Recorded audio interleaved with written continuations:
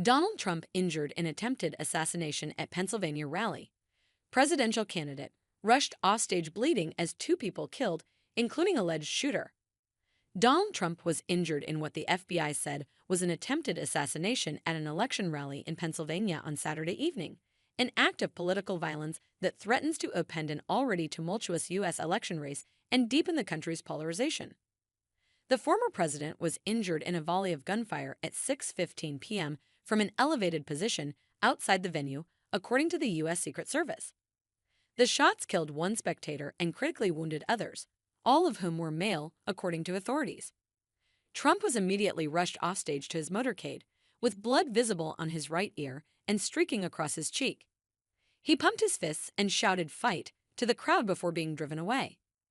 The Secret Service, which is responsible for protecting current and former presidents, said the suspected shooter had fired multiple shots towards the stage before being killed by its agents. The FBI called the incident an assassination attempt against our former president, Donald Trump. The FBI later identified the suspected shooter as Thomas Matthew Crooks, 20, of Bethel Park, Pennsylvania.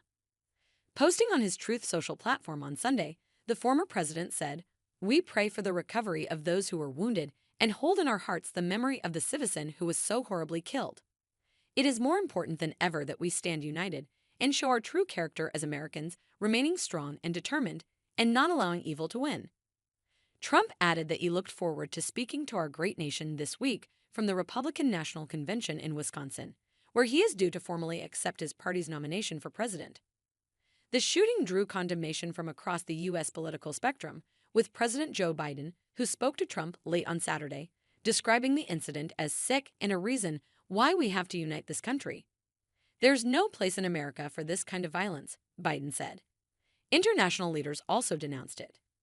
UK Prime Minister Sir Keir Starmer said he was appalled by the shocking scenes.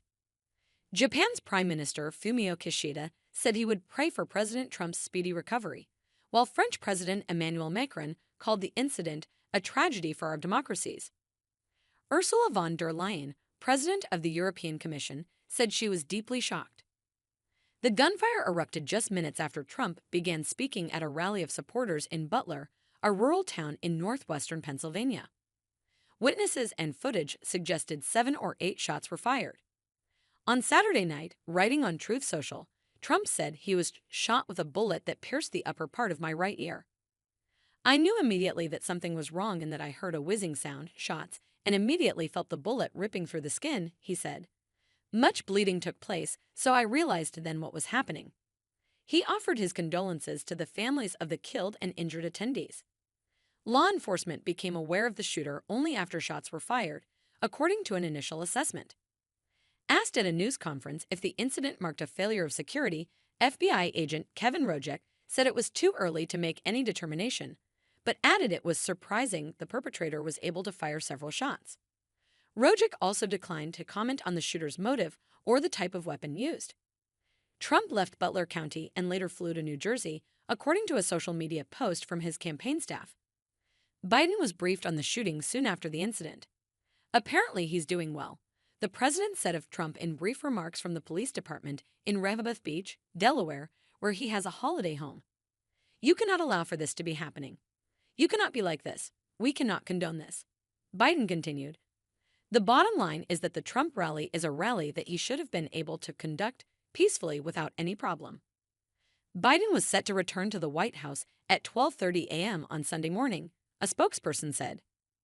A Biden campaign official said the president's re-election campaign was pausing all outbound communications and working to pull down our television ads as quickly as possible. The apparent attempt on Trump's life is the first time in decades that a current or former president has been a victim in a shooting. It comes less than 4 months before the presidential election in November, and just days before the Republican Party convention.